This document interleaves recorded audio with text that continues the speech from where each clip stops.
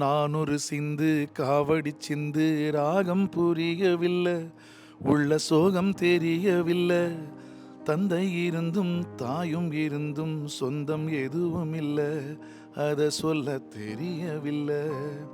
சிவராத்திரி தாரராரா தரராரி சின்ன பொண்ணுதான்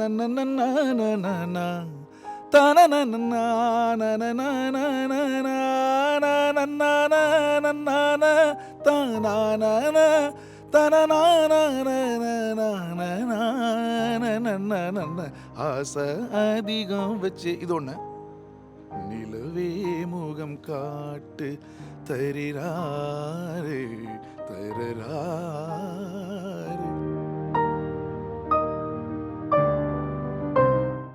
India's most trusted cash for gold partner Prime Gold Hub வழங்கும் இளையராஜா 50. இப்போ நம்ம கூட பேசுகிறதுக்காக ஒரு பாடகர் வந்திருக்கிறாரு. இசைஞானி ஐயாவோட சில பாடல்கள், பக்தி பாடல்கள்லாம் அவர் கூட பாடியிருக்காரு. அண்டு அவரோட ஒரு நல்ல தொடர்புடைய ஒரு நபர். இசைஞானி ஐயா மிகவும் மதிக்கக்கூடிய எம்எஸ்வி ஐயாவோட நெருங்கிய தொடர்போடு இருந்து, எம்எஸ்வி ஐயாவோட ரொம்ப காலம் அவரோட இருந்து ஐயாவோட நிறைய பணியாற்றிருக்கக்கூடியவர். இன்றைக்கும் எம்எஸ்வி ஐயா பாடல்கள் கேட்கும்போது இவர் பேசுனா ரொம்பவே அழகாக இருக்கும். இசைஞானி ஐயாவுடைய பாடல்களை பற்றி இவர் விளக்கக்கூடிய விதங்களும் ரொம்ப அழகாக இருக்கும்னு சொல்லலாம். சிங்கர் அனந்து சார். இன்றைக்கும் நம்ம கேட்கக்கூடிய நிறைய மெலோடி சாங்ஸில் அனந்து சாருடைய சிக்னேச்சர்ஸ் நிறைய இருக்கும். எனக்கு ரொம்ப பிடிக்கும் அனந்து சாருடைய வாய்ஸ். வாங்க அனந்து சார் ப்ளீஸ்.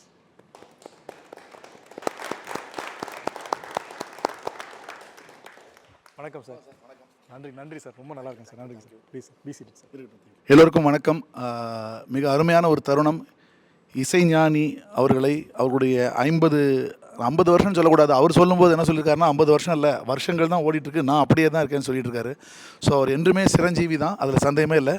நம்ம 100 வருஷம் கூட அவர் கொண்டாடுவோம். ஸோ அந்த அளவுக்கு வந்து அவருடைய லெகசின்னு சொல்கிறது ரொம்ப பெருசு.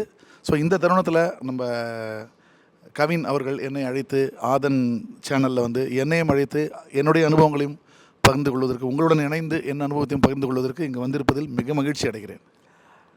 இசைஞானி அவர்கள் மிக போற்றக்கூடியவர் எம்எஸ்வி ஐயா அவர்கள். அவங்க 2 பேரும் ஒன்றா இருந்த தருணங்களை நீங்களும் பார்த்துருக்கீங்க, அதை பற்றி கொஞ்சம் சொல்லுங்கள் சார். அதில் எனக்கு ஒரு அனுபவம் கிடைச்சதுங்கிறது 2004 1995 எம்எஸ்வி சார்கிட்ட ஒர்க் பண்ணுறேன் நான். ஸோ 2004 ரமணர் நூற்றாண்டுன்னு ஒரு ஆல்பம் வந்தது. ஸோ அந்த டைமில் அதுக்கு முன்னாடி தான் நான் எல்லா இசையமைப்பாளர்களுக்கும் டெமோ கொடுக்க ஆரம்பிச்ச டைம் இது. ஆக்சுவலாக தனியாக அப்போல்லாம் சிடி பண்ணி டெமோ கொடுப்போம், என்ன பாடியிருக்கோம், நமக்கு என்ன தெரியுங்கிறது அவங்களுக்கு தெரியப்படுறதுக்கு டெமோ கொடுப்போம். இப்போ மாதிரி கிடையாது அப்போது. ஸோ அந்த டெமோக்கு ஒரு சிடி நான் ராஜா சாருக்கும் கொடுத்துருந்தேன். ஸோ அந்த டைமில் அவர் கேட்டுட்டு அப்போது என்ன சொன்னார்னா, ஒரு வாரம் கழித்து அவர் போய் பார்த்தேன், கேட்டேன், நான் சொல்கிறேன் அப்படின்ட்டு விட்டார், அவ்வளோதான். ஸோ அதோட அது முடிஞ்சு போச்சு.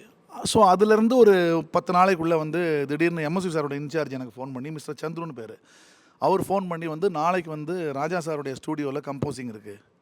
எனக்கு புரியல, ராஜா சார் ஸ்டூடியோவில் எம்எஸ்வி சார் இது கம்போஸ் பண்ண போகிறார் அப்படின்னு. இல்லை ஒரு ஆல்பம், இட்ஸ் டிவோஷனல் ஆல்பம், ரமணர் நூற்றாண்டு அப்படின்னு ஒரு ஆல்பம். ஒரு வால்யூம் ராஜா சார் பண்ணுறாரு, இன்னொரு வால்யூம் எம்எஸ்வி சார் பண்ணுறாரு. ஸோ அதுக்கு நான் அவருடைய கம்போசிங் அசிஸ்டண்ட்டுக்குனால போய் தானே ஆகணும் நான்.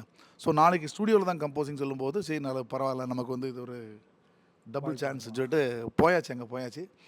போனோடனே ஃபஸ்ட்டு எம்எஸ்வி சார் உள்ளே போயிட்டார். உள்ளே போனோடனே அவர் வரதுக்காக வெயிட் பண்ணி அவர் போனப்புறம் நான் பின்னாடியே போனேன். நான் ஃபஸ்ட்டு போகலை, அவர் உள்ளே போயிட்டார். போயிட்ட அப்புறம் சந்துருட்ட சொல்லி அவனை கூப்பிடாமே வெளியில் நிற்கிறான்னு போயாச்சு. உள்ளே போனோடனே ராஜா சார்ட்ட சொல்கிறார், தம்பி இது மாதிரி என்கிட்ட ஒர்க் பண்ணுறாப்புல அனந்தூன் பேர் அசிஸ்டண்ட்டு, நல்லா பாடக்கூடிய திறமை உள்ள, நல்ல நோட்ஸ்லாம் எழுதுவான் அப்படின்னோடனே என்ன சொன்னேன், எனக்கு ஏற்கனவே தெரியும்ண்ணே அப்படின்றாரு. அவர் உங்களுக்கு எப்படி தெரியும்? இவ்வளோ அவர் சிடிலாம் எனக்கு கொடுத்தாரு. ஓ அப்படியா, நீங்கள் கேட்டிங்களா? அதெல்லாம் நான் கேட்டேன் அப்படின்னாரு.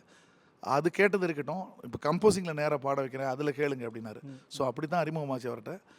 ஸோ அந்த ஒரு 2 நாட்கள் அங்கே கம்போசிங் செஷன். அதுக்கப்புறம் அவர் அங்கே அந்த கம்போசிங் முடிஞ்சு அந்த ஆல்பத்திலேயே பாடல்கள் பாடினது. ஸோ அந்த 2 நாள் அங்கே ஒர்க் பண்ணதை வச்சு அவர் எப்படி நோட்ஸ் எழுதுகிறோம், ஃபாலோ பண்ணுறோம் அப்படிங்கிறதெல்லாம் கண்கூட பார்க்குறாரு. எம்எஸ்வி சார் கம்போஸ் பண்ணும்போது நம்ம எப்படி நோட்ஸ் எழுதுகிறோம், ஏன்னா எம்எஸ்வி சார் பற்றி தெரியும், ஒரு வாட்டி வந்ததே திருப்பி வராது. அது ஒரு பெரிய ஃபவுண்டன் மாதிரி வந்துகிட்டே இருக்கும் அவர்கிட்ட, ஒரு சுரங்கம் மாதிரி அது கொட்டிகிட்டே இருக்கும் அவர்கிட்ட. நம்ம தான் புறக்கி எடுத்துக்கணும். அதில் ஒரு வாட்டி ஒன்று பாடுவார், 2வது வாட்டி ஒன்று பாடுவார், 3வது வாட்டி வேறு ஒன்று பாடுவார், மாற்றி பாடுவார். ஆனால் ஒன்று பார்த்தீங்கன்னா க்ரியேட்டிவாக இருக்கும். ஸோ நம்ம எழுதும், ஆனால் நீங்கள் முதல்ல இது சொன்னீங்க, ரெண்டாவது இது சொல்லலைன்னா வேறு ஒன்று சொன்னீங்க அப்படின்றாரு. இல்லை இதான் சொன்னேன் அப்படின்றாரு. அப்புறம் பாடுறாரு, இல்லைண்ணா நீங்கள் வேறு சொன்னீங்க அப்படின்றாரு. உடனே என் மூஞ்சியை பார்க்குறாரு அவர். பார்த்த உடனே நான் வந்து உடனே எம்எஸ் சார் என்ன கரெக்டாக பாடு அப்படின்றாரு.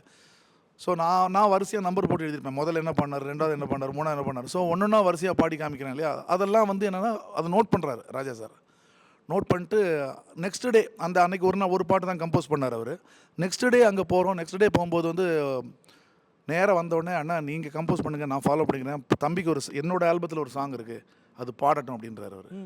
அப்புறம் நீ வந்து அருண்மொழி இருக்கார், அவர்கிட்ட போய் பாட்டு கற்றுக்கோ அப்படின்ட்டார். 11/8 ஒரு சாங் வந்து ரொம்ப கிளாசிக்கல், அது ஒரு டஃபஸ்ட்டு தாளத்தில் பண்ணியிருந்தார்.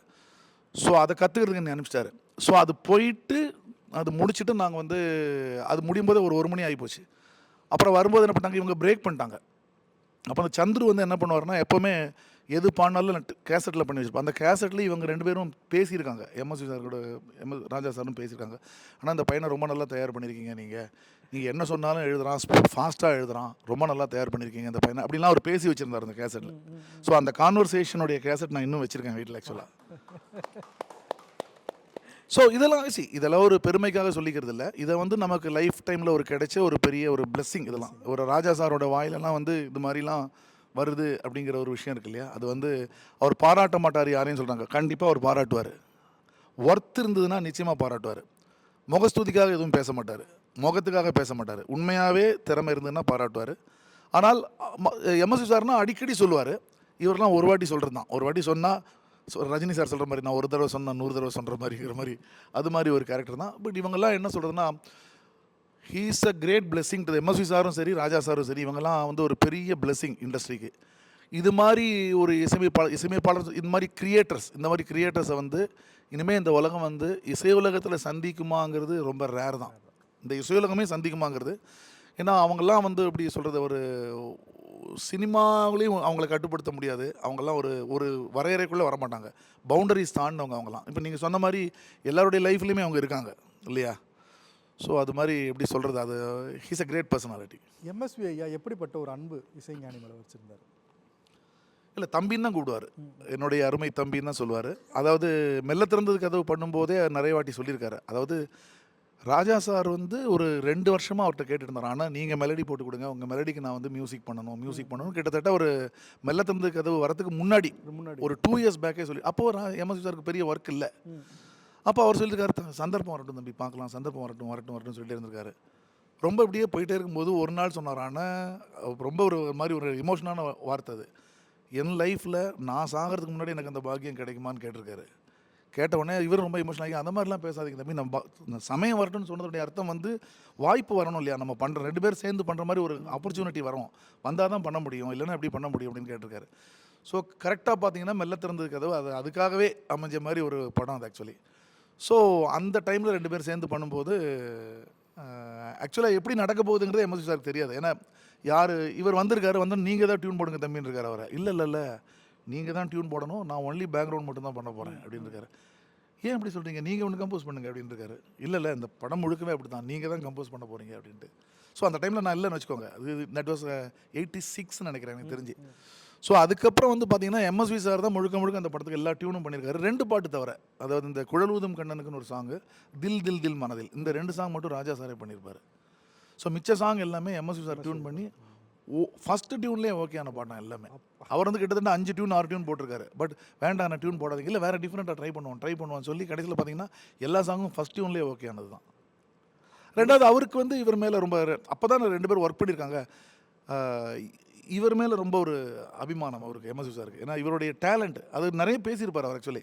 2 பேர் சேரும்போது வந்து எப்படி ஒர்க், அதான் சொல்லுவார், இரட்டையர்கள்ங்கும் போது ரொம்ப ஜாக்கிரதையாக இருக்கணும், அதாவது காம்ப்ரமைஸ் இருக்கக்கூடாது, ஆனால் அதே நேரத்தில் வந்து ஒருத்தர் அனுசரிச்சுக்கணும், 2 பேருக்கும் ஈகோ வேலை செய்யக்கூடாது, 2 பேரும் ஒருத்தர் அனுசரிக்கணும். அந்த விஷயம் வந்து எங்கள் 2 பேருக்குள்ளே ஒர்க் அவுட் ஆகிடுச்சின்னு சொல்லுவார். கரெக்டாக. ரொம்ப நன்றி சார். தேங்க்யூ.